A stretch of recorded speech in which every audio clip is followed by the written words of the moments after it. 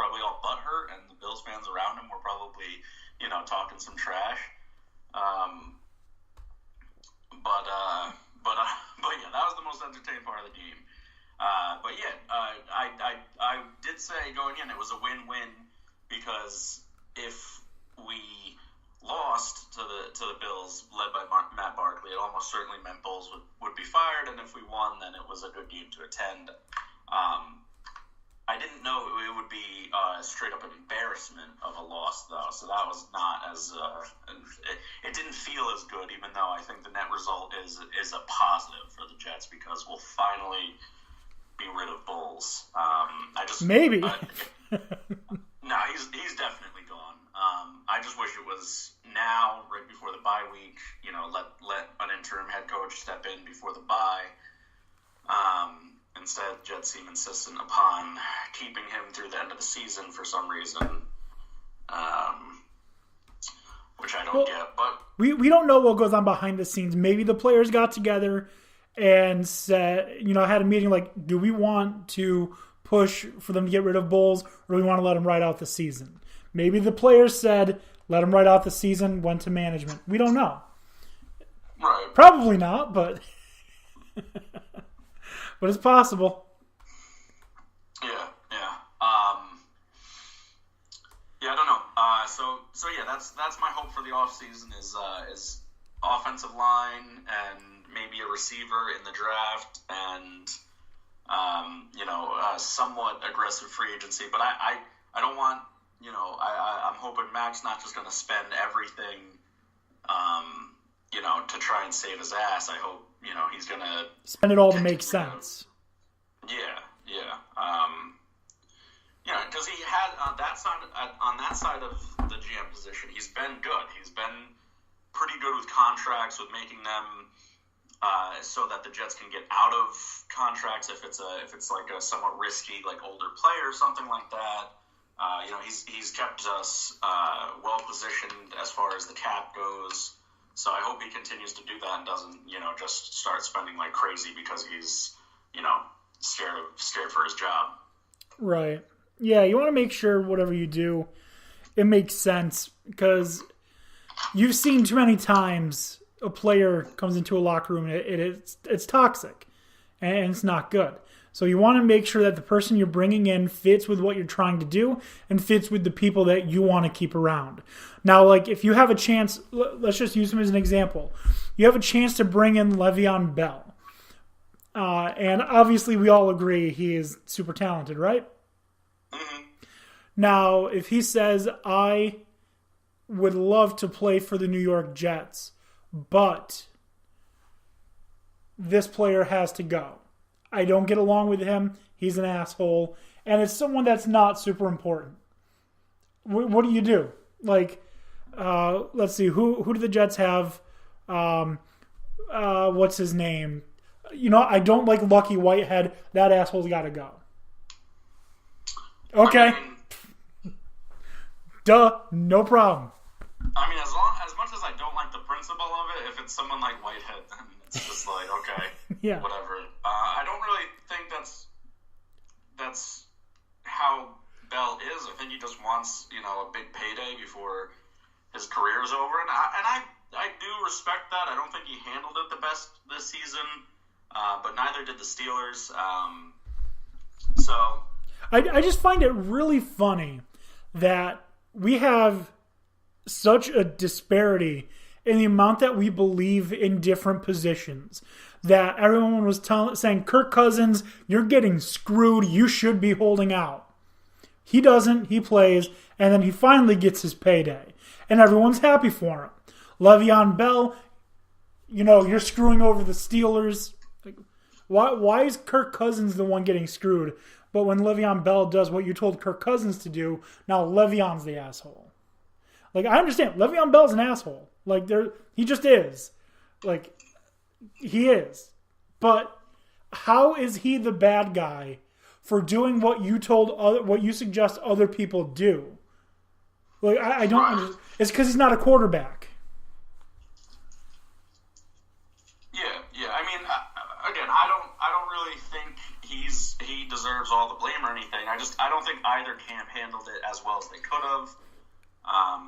I think there were ways to come to a mutual understanding. I really think that the Steelers should have had some kind of agreement in place, like something with the agent, like, hey, we're going to sign him and we're going to trade him to another team.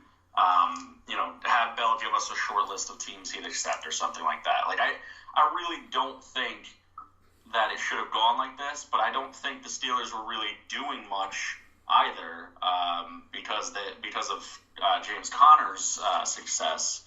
So I think, I think at that point it came to the Steelers like, oh, you know what, screw you anyway, and I think they were kind of not cooperating out of spite at that point. They're like, you don't want to get paid? Fine. That's money we can save. So I know they can still do it's not a franchise tag. It's a different tag. Or a transition tag. Yeah, and that would screw Bell over pretty hard because he'd get paid like half of the franchise tag, right? No, from what I understand, is that the Steelers would be stupid for doing it because it would be super player friendly. Really? Oh, okay. I thought it was just like I thought the value of it was like so much less than what a franchise tag would be. But yeah, I don't expect them to do that. I think they're just gonna be like, okay, your tag's done, whatever, and I think they're just gonna wash their hands of each other. At least that's my hope, because I don't know how many calls they really got for Bell because of this whole situation, and they were still trying to get a third-round pick for him. And it's like, you're getting they were trying to get above a third-round pick, and it's like, you could get a third-round pick, but instead they were like, no, we want a first or a second, and it's like, why should we give you that when you're getting if he walks, you're getting a third-round compensatory pick, which of course is at the end of the round. Right. So I looked up the transition tag, and the disadvantages to using the transition tag. Transition tag is rarely used by NFL franchises. There are two reasons for this. The first is that the one-year transition offer is typically a large amount, which provides the club with difficulties while attempting to keep the team's aggregate salaries under the salary cap. The other disadvantage is that players often react badly to receiving the tag because it limits their ability to negotiate with other teams and therefore hinders their chances of receiving the largest possible contract.